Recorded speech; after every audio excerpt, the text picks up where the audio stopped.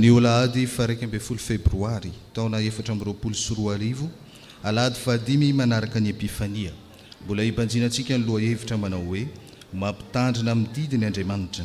Fikambanana katekomena no mitarika antsika ny amin'izao fanompoam-pivavahana izao dia ho tanterantsika ny hira sambatra.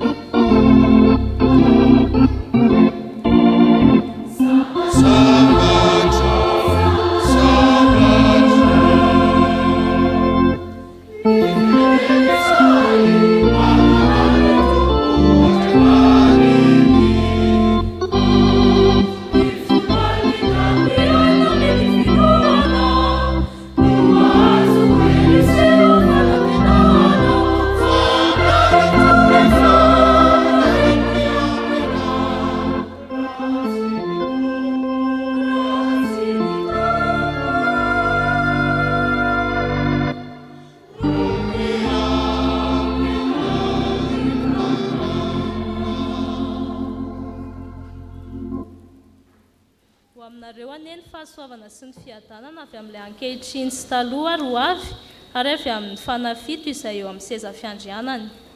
Ho fiderana an'Andriamanitra dia ho vakiantsika miaraka ny Salamo 220 Salamo 220 ny andininy voalohany ka hatramin'ny fahaefatra. Salamo 220 ny andininy voalohany ka hatramin'ny fahaefatra. Amin'ny anaran'i Jesosy. Alleluia, sambatra ny olona izay matahotra an' Jehovah sady mankasitraka ny didiny indrindra. Ahery ambonin'ny tany ny zanany, ho tahina ny taranaky ny marina. Fananana sy harena no ao an-tranony, ary fahamarina ny ahafitra mandrakizay.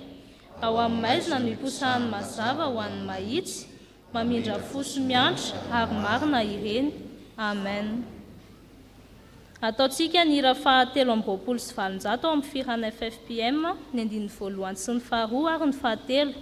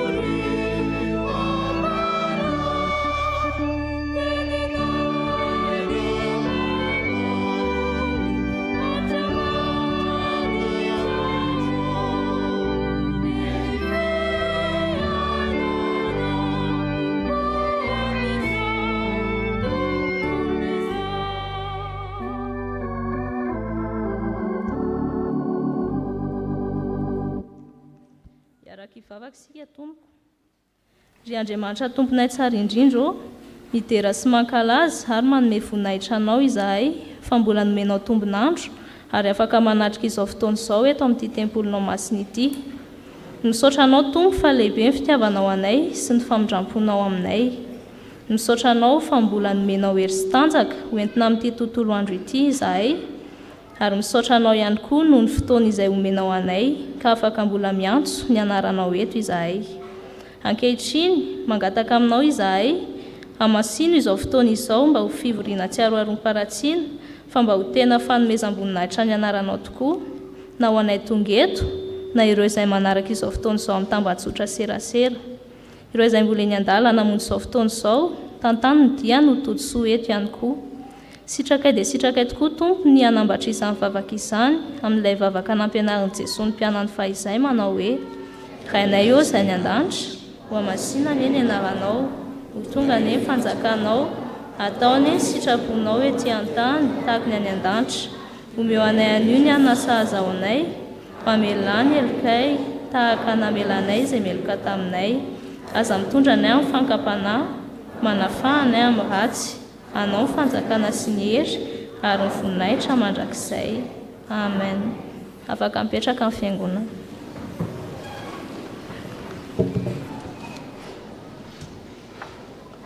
Mitsangana ny tanora sy ny ankizy hanao ny hira faharaiky ambinipolo sy fitonjato.